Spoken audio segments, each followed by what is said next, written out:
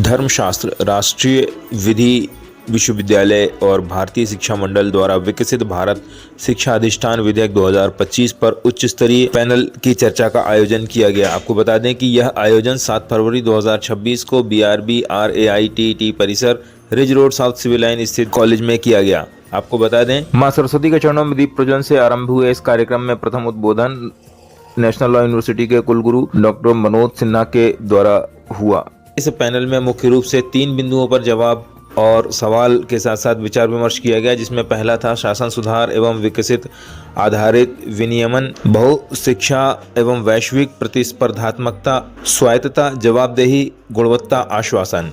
आपको बता दें कि इस मौके पर डॉक्टर राजेंद्र कुमार अनायत, कुलगुरु महर्षि वाल्मीकि संस्कृत विश्वविद्यालय हरियाणा उपस्थित रहे। इसके साथ ही प्रोफेसर राजेश वर्मा, कुलगुरु रानी दुर्गावती विश्वविद्यालय, डॉक्टर राकेश कुशवाहा, कुलगुरु महाराजा छत्रसाल बुंदेलखंड विश्वविद्यालय छतरपुर और प्रोफेसर मनदीप शर्मा, कुलगुरु नानाजी देशमुख पशु चिकित्सा महाविद्यालय के साथ साथ अन्य विश्वविद्यालय के कुलगुरुओं की उपस्थिति रही और सभी विशेषज्ञों ने इस मौके पर एक ऐसे मसौदे को तैयार किया जिसे आगे चलकर सरकार को भेजा जाना है और जिसके आधार पर आने वाले समय में शिक्षा नीति का निर्धारण होगा।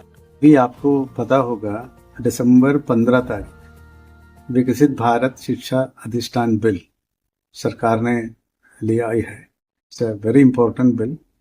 उसमें भारत का सारा एजुकेशन सिस्टम को यूनिफाई करके अंडर वन सिंगल अम्ब्रेला लेके आने का है। बहुत बढ़िया इनिशिएटिव है। वो NEP 2020 है, न्यू नेशनल एजुकेशन पॉलिसी 2020 का कंटिन्यूएशन है। उसको पूर्ण रूप में इम्प्लीमेंट करने के लिए ऐसा एक स्वरूप ही करना चाहिए, इसलिए ये बिल लेके आया है। वो बिल के ऊपर आज महाकौशल प्रांत का भारतीय शिक्षण मंडल और नेशनल लॉ यूनिवर्सिटी यहाँ जबलपुर, वहाँ हम बैठा है अभी। इनके तत्वाधान में एक दिन का ये कार्यशाला चल रहा है। यहाँ हम विकसित भारत शिक्षा अधिष्ठान बिल के ऊपर चर्चा चल रहा है। जी, इस बिल को लेकर के जो भी कंक्लूजन रहेगा तो उसमें क्या संभावनाएं हैं, क्या उसकी आगे गति क्या होगी? ये बिल है तो हमारे लिए देखो, विकसित भारत 2047 ये एक डिफाइंड टारगेट है। तो डिफाइंड टारगेट में जाने के लिए एक इम्पॉर्टेंट एरिया है एजुकेशन सिस्टम। सो भारत का एजुकेशन सिस्टम को वो ट्रेडिशनल मैकॉलेज वे ऑफ थिंकिंग से बाहर लाके ये यूनिफाई करके इंटरनेशनल स्टैंडर्ड के साथ कंपैरेबल करके, लेकिन एट द सेम टाइम भारतीय वैल्यू सिस्टम को इंटीग्रेट करके हर एजुकेशन को आगे बढ़ने का प्रावधान इसमें है। इसमें जो इंडियन ओल्ड एजुकेशन सिस्टम है तो उस पर आप कितना विचार कर रहे हैं? आपके इस कार्यक्रम में कितना विचार हो रहा है?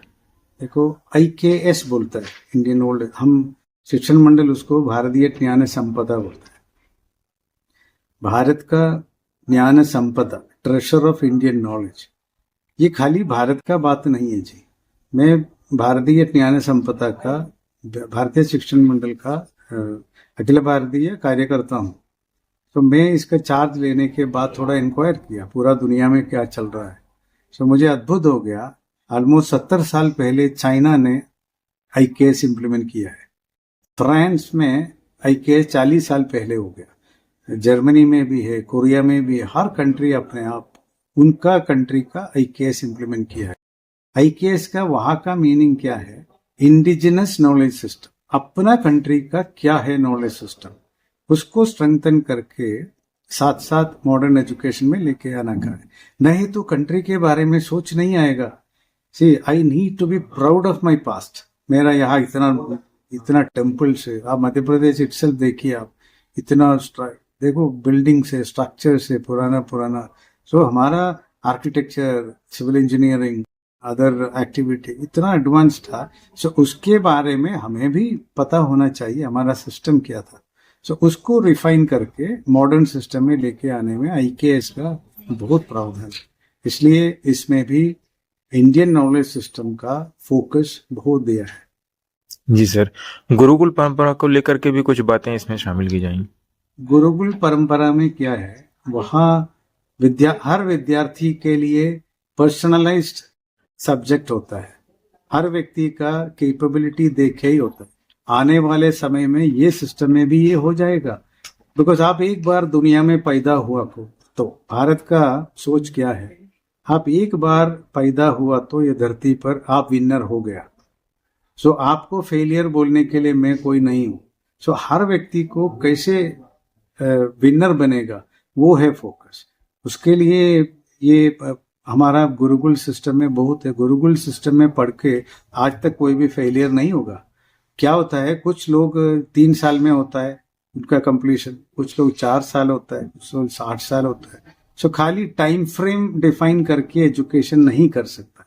तो इसलिए हर व्यक्ति के लिए अलग तरीके से डिफाइन करने का है।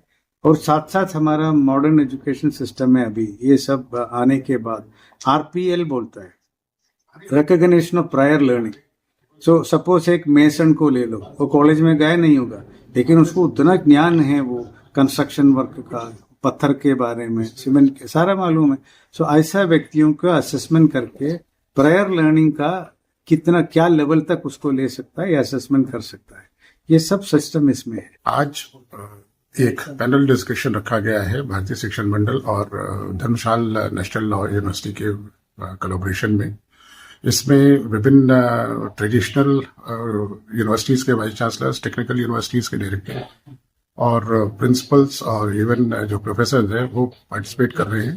और अब विकसित भारत शिक्षा अधिष्ठान 2025 इस बिल के बारे में चर्चा हो रही है, जो कि हमारी शिक्षा में जो भी विभिन्न पैरामीटर्स थे उन सबको एक अम्ब्रेला मिलाकर एक भारतीयता के बारे में बात कर रहे हैं। और इसका जो भी आउटकम होगा, इसका सजेशन जो है, ये सिंपोजियम जो है पूरे राष्ट्र में हो रहा है, सब जगह से भारतीय शिक्षा मंडल के माध्यम से कराया जा रहा है। इसके जो भी विचार होंगे इसको कंक्लूड कर भारत सरकार को इसके अपने अपने विचार दिए जाएंगे।